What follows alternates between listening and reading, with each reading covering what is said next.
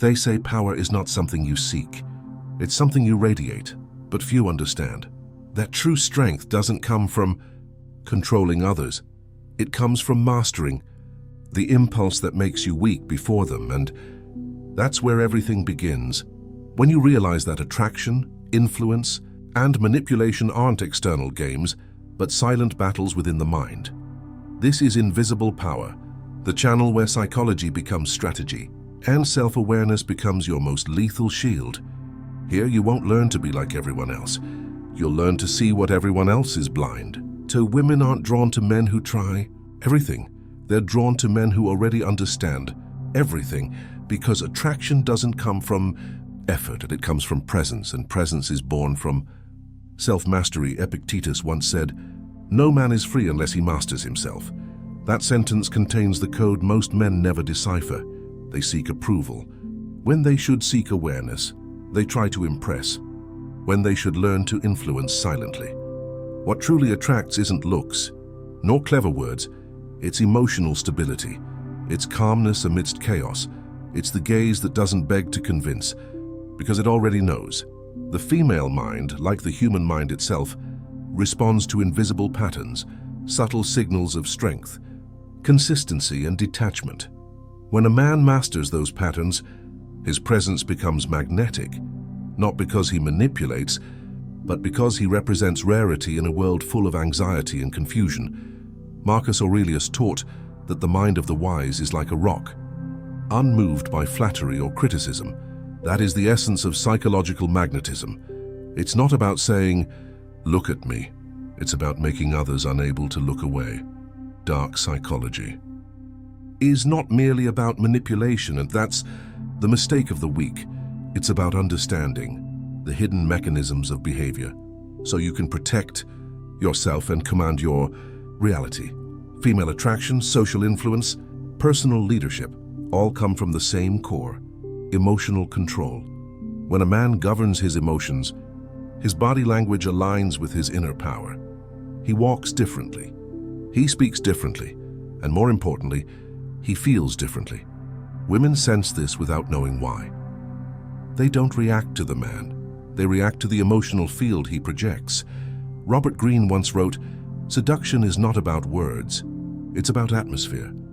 That atmosphere is the product of a subconscious mind aligned with deep internal values.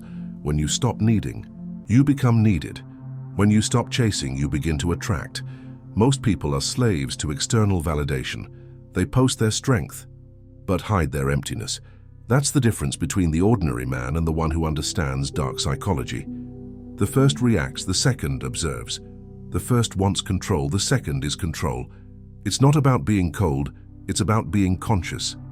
Seeing the intention behind words, the fear behind smiles, the manipulation hidden in affection. Dark psychology teaches you to see beyond the social mask, to understand how the mind moves when it wants power, attention, or dominance. Toxic people aren't evil by accident. They are architects of other people's emotions.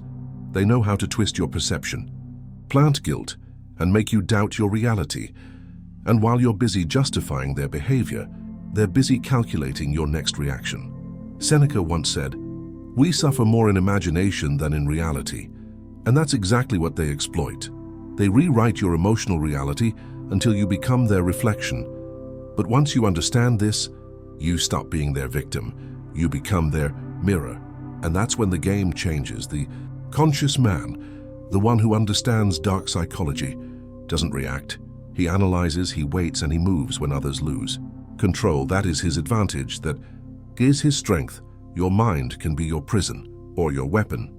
And this channel, invisible power, exists to show you how to sharpen that weapon. Because when you master the hidden mechanisms of human behavior, you discover something profound.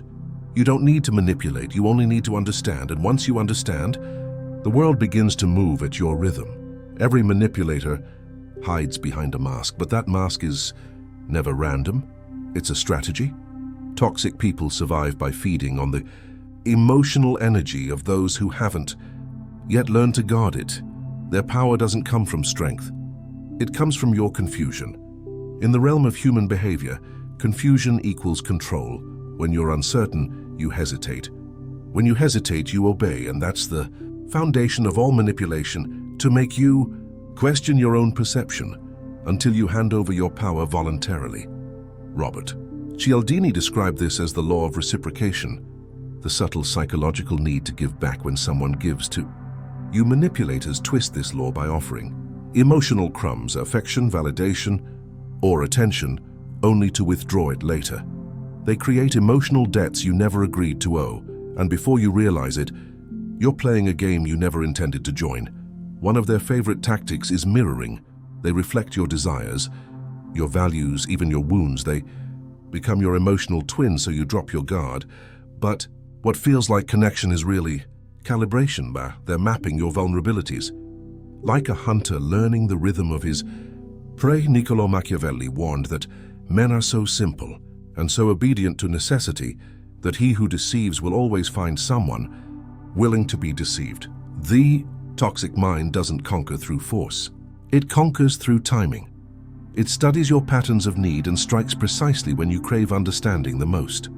There are, in essence, three types of emotional predators: the charmers, the victims, and the controllers. The charmer flatters to disarm. The victim manipulates through guilt. The controller dominates through fear or silence. Each one uses a different mask, but their goal is the same: to become the center of your psychological universe. Kevin Dutton once said, "Psychopaths see emotions the way a mathematician sees numbers, as variables to manipulate." That's the danger of toxic intelligence. It studies empathy not to feel it, but to weaponize it. And if you don't understand the mechanics, you'll confuse emotional intensity with emotional truth. The first defense is observation without interpretation. Most people don't listen, they react. But the moment you pause before reacting, you disrupt the manipulator's rhythm. Your silence forces them to reveal themselves, because toxic people feed on predictability. Uncertainty starves them. Philip Zimbardo, the psychologist behind the Stanford prison experiment, revealed something terrifying. Given the right environment, almost anyone can become a manipulator. That's why awareness isn't optional, it's armor. You must learn to recognize both the predators around you and the impulses within you that could become one. Observe how they test your emotional boundaries. They might provoke small arguments just to measure your tolerance. They'll use compliments as currency, then withdraw them to control your mood. They'll isolate you subtly, not by walls, but by words. They'll distort facts until you doubt your own memory. This is not chaos, and it's design. The antidote is brutal clarity. Clarity kills manipulation because it eliminates ambiguity. The manipulator's favorite weapon: ask direct questions, demand definitions. Watch how they respond when you refuse to play the emotional game. Their irritation will expose their agenda faster than any confession. Robert Greene wrote that the most dangerous enemy is the one who hides behind your own heart. And that's why mastery of dark psychology isn't cruelty, it's consciousness. You must study darkness not to imitate it, but to defend against it. To know the moves of the predator, you must think like one without becoming one. There's a moment in every confrontation where silence holds more power than words. When you understand this, you stop negotiating your boundaries. You stop explaining yourself to those who are committed to misunderstanding you. You stop feeding the illusion that peace can be made with people who thrive on your unrest. Toxic individuals will accuse you of being cold the moment you stop being compliant. They will call your self-respect ego. They will call your distance arrogance. But remember, a manipulator's criticism is often your confirmation of growth. Sun Tzu said, "The supreme art of war is to subdue the enemy without fighting." And that is the art of psychological warfare: to remain calm when provoked, to see patterns others ignore, and to never reveal the depth of your understanding. Because true control isn't about dominance, it's about direction. When you know where your mind stands, no one can move you without permission. That's when you stop being reactive and start being strategic. That's when you become invisible, yet unstoppable. Knowledge without application is illusion. You can read every book, memorize every strategy, quote every philosopher, but until you embody control, You remain at the mercy of your impulses. Dark psychology is not a weapon you aim outward. It's a mirror you turn inward. The first habit of the powerful mind is emotional neutrality. It's the ability to feel everything without reacting to anything. When someone provokes you, your nervous system wants to answer, but mastery is not suppression. It's redirection. Breathe, pause, watch your own urge rise and fall without obeying it. That single moment of silence is where dominance is born. Robert Greene said, "The person who cannot control his emotions cannot control anything else." Your emotions are levers. When you know which ones move you, no one else can pull them. Most people react unconsciously. They are puppets pretending to be free. The man who observes before reacting becomes unpredictable, and unpredictability is power. The ethical use of dark psychology. Applying dark psychology ethically means using awareness as a shield, not a dagger. You learn manipulation so you can detect it. You learn persuasion so you can inspire. You learn control so you never abuse it. In daily life, this means watching people's motives more than their words. Ask yourself, what do they gain from saying this? Observe tone shifts, micro-expressions, energy changes. Most communication is non-verbal. People reveal their truth before their mouth opens. Paul Ekman, the pioneer of micro-expression research, proved that emotions leak through the body faster than the mind can censor them. A quick eyebrow raise, a tightened jaw, a subtle breath. They all tell stories. When you learn to read them, you enter the hidden layer of reality where real power lives, but awareness without discipline turns into paranoia. So your second habit must be mental detachment. Learn to care deeply. Without depending emotionally, detachment is not coldness, it's clarity.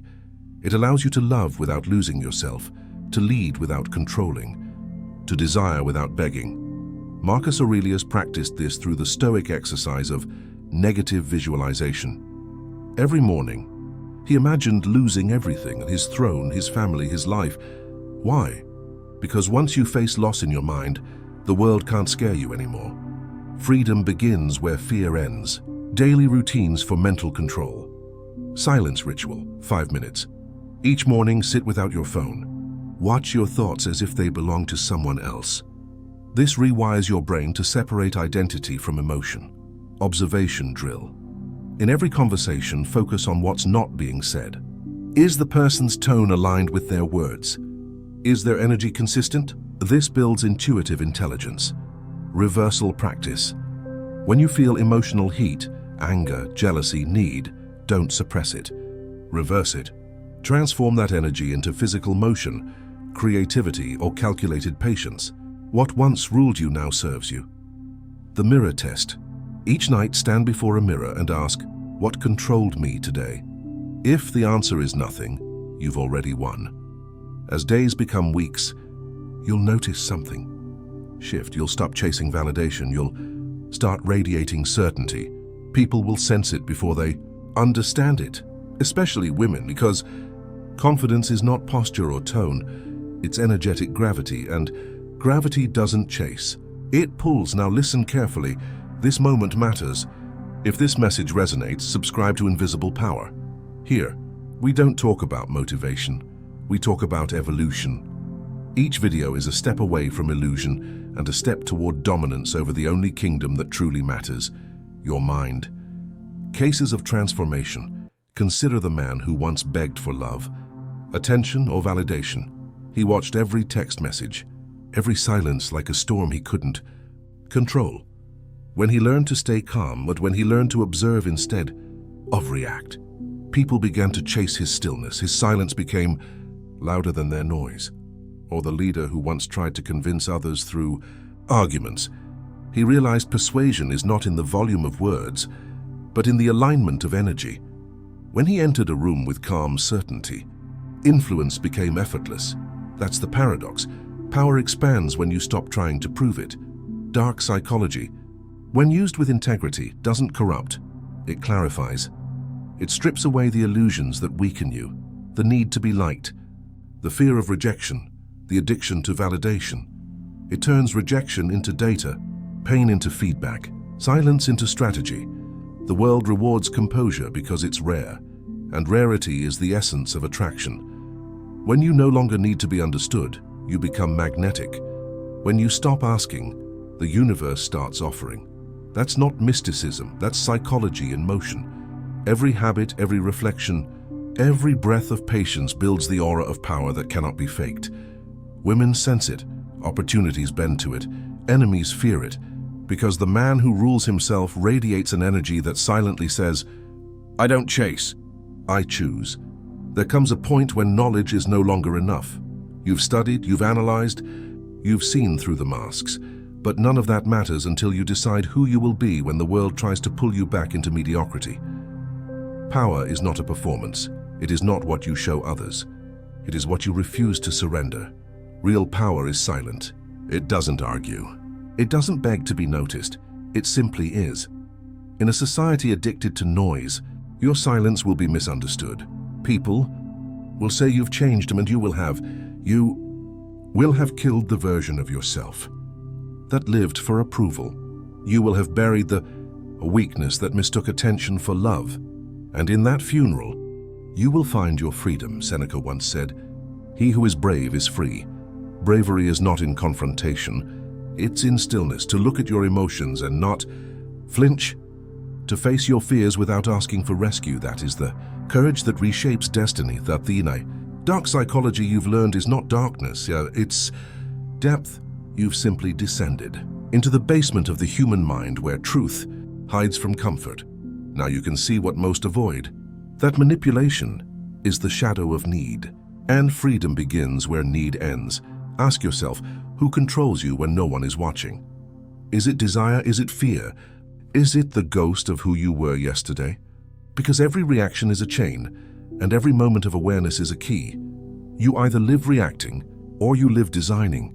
The men and women who master themselves don't escape pain, they sculpt it. They turn rejection into refinement, silence into focus, solitude into empire. That's why they seem untouchable. Not because life spares them, but because they no longer negotiate with weakness. You must understand, peace isn't the absence of conflict. Peace is the presence of purpose. When your mind knows what it serves, no chaos can seduce it. When your spirit obeys its own command, no manipulation can enslave it. Robert Greene wrote, "Mastery is not a function of genius. It is the result of persistence. And persistence is the real dark art, the quiet war against your own excuses. Each time you act from awareness instead of impulse, you reclaim territory inside yourself. Each time you stay calm when others demand reaction, you reclaim control of time itself. Remember this. The man who masters his inner dialogue masters every room he enters. His tone becomes command. His gaze becomes presence, and his energy whispers the one truth everyone else is still trying to learn, that control of the self is control of the world. But here's the final challenge. What will you do with this awareness? Will you let it fade like a momentary insight? Or will you sharpen it daily until it becomes instinct? Because power is not a moment. It's a maintenance, it's a ritual, repeated quietly until the world begins to respond differently. Look around. The weak are loud, the wise are silent. The manipulators are many, but the masters are few. Be among the few. Be the calm in the storm. Be the man or woman who sees everything and reacts to nothing. That is not coldness. That is evolution. And now, the final truth. The world doesn't belong to the strongest, nor the smartest. It belongs to those who understand themselves deeply enough to remain unshaken by either pain or praise. That is invisible power. That is your inheritance. So before you scroll away, breathe and remember, your mind can either imprison you or it can set you free. The choice, as it has always been, is yours.